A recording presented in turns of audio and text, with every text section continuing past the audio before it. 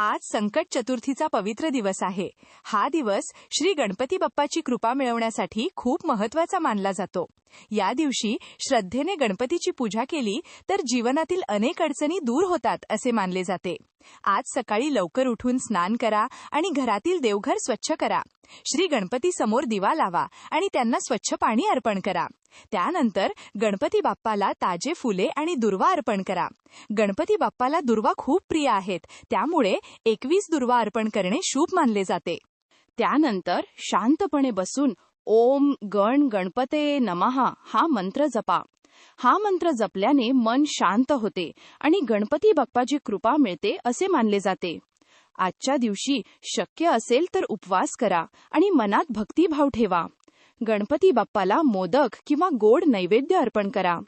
मोदक हा गणपती बाप्पाचा अत्यंत आवडता प्रसाद मानला जातो. संध्याकाळी चंद्रदर्शन करा आणि चंद्राला अर्घ्य द्या. त्यानंतर पुन्हा एकदा श्री गणपतीची प्रार्थना करा आणि आपल्या जीवनातील सर्व संकट दूर करण्याची विनंती करा.